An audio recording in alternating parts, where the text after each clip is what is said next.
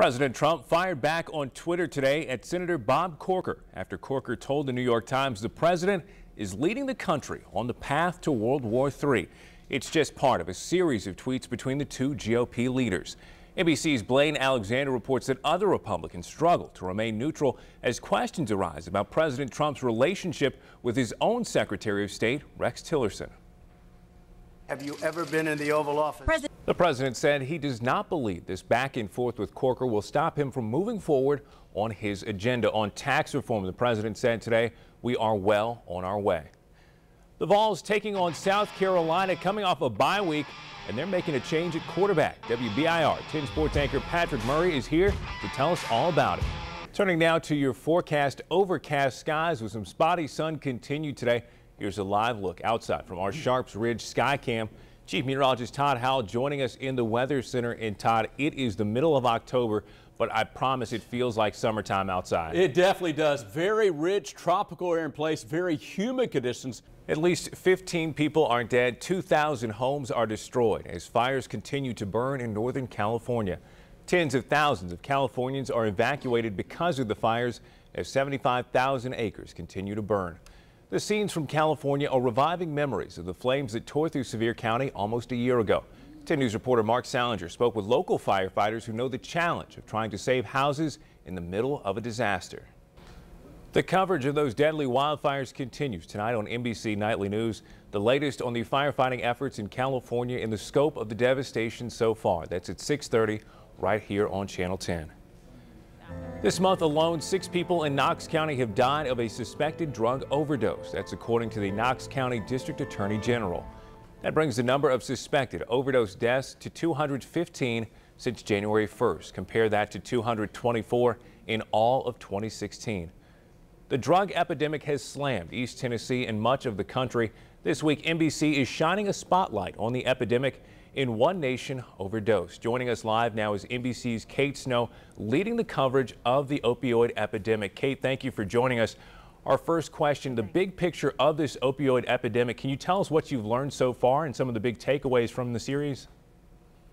Yeah, well, we're focused in this particular series on children. And so I think the biggest takeaway for me so far is just how many kids are being affected by opioid use. So think about all the parents out there. Think about all the people who are using heroin and other opioids. It's almost 1 million in the last government study in this country say they use heroin. And a lot of them have children. And so children are the invisible, silent victims of all of this who've done nothing wrong. But if parents are using drugs, obviously they might be neglected, they might be abused, they might not show up to school on time, and all kinds of emotional and psychological impacts. And certainly so many children right here in Tennessee affected.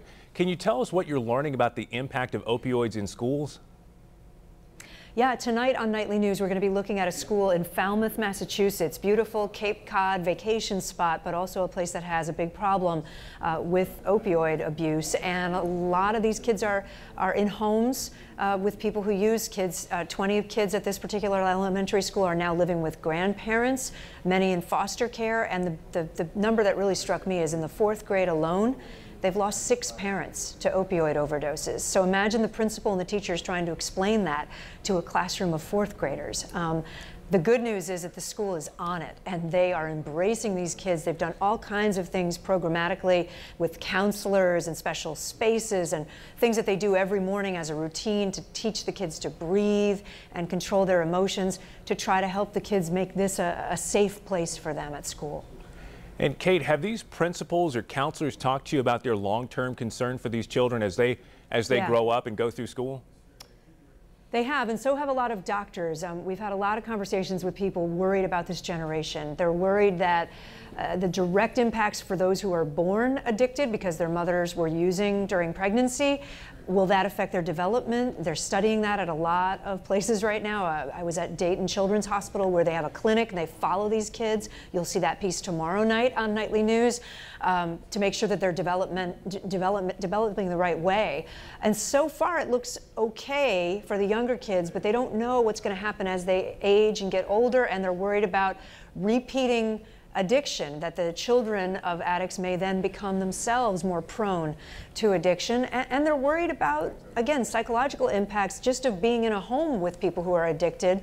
If you've been neglected as a kid, as the girl last night that we profiled on Nightly News was, for 10 years neglected, what happens? You know, you have to have a lot of therapy to get through that.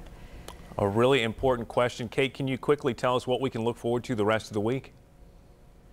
Yeah, well, tonight is our piece about schools. Tomorrow night on Nightly News will be the piece about Dayton Children's Hospital. As I mentioned, again, it's sort of a frontline story. Every corner of that hospital is impacted, from the ER to the neonatal intensive care unit to the development clinic that I mentioned.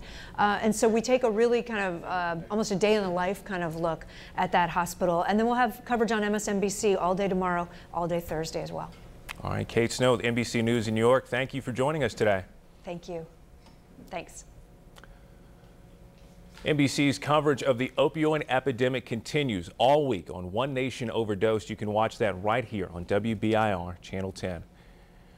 We're learning more about the suspect identified in the deadly Jefferson City crash that killed a woman and seriously injured 2 officers. District Attorney General Jimmy Dunn identified 35-year-old Kelly Livesay as the suspect. Police say Livesay was driving the SUV that crashed into Sergeant Scott Winstead's patrol car on Friday night. Livesay is now in the Hamblin County Jail on unrelated charges. He previously pleaded guilty to several assault charges, including assaulting an officer at the Hamblin County Jail. Sergeant Winstead is recovering in the hospital after several surgeries. The Jefferson City Police Chief says he's in a lot of pain. The other officer hurt, security guard Lucas Trent, is at home recovering. Both families are asking for prayers as they continue to heal. Knox County plans to refinance a bond that could save taxpayers nearly $6 million. Knox County Mayor Tim Burchett proposed the move. His office says Knox County's high bond rating allows the county to secure competitive interest rates in the bond market. County Commission still has to approve the plan. The Tennessee State Museum in Nashville has gathered more than $25 million in donations. That includes donations from FedEx, Governor Bill Haslam, AT&T, and Nissan, among many more. The museum needs to raise about $15 million more. The state put up $120 million for the museum. It's expected to open late next year. Volunteers looking to help first responders in any way. How they hope sandwiches can brighten the days of those who responded to the Las Vegas shooting. There's not enough words of expression that I can say for my coworkers and for the family that's been there for me. An East Tennessee woman is in the fight of her life, battling breast cancer. How her support system is playing a role in that fight and who she credits with helping her survive. Plus, a woman is sharing her story to help save others from dangerous snake bites. Why experts say they're seeing more this time of year and what you can do to stay safe.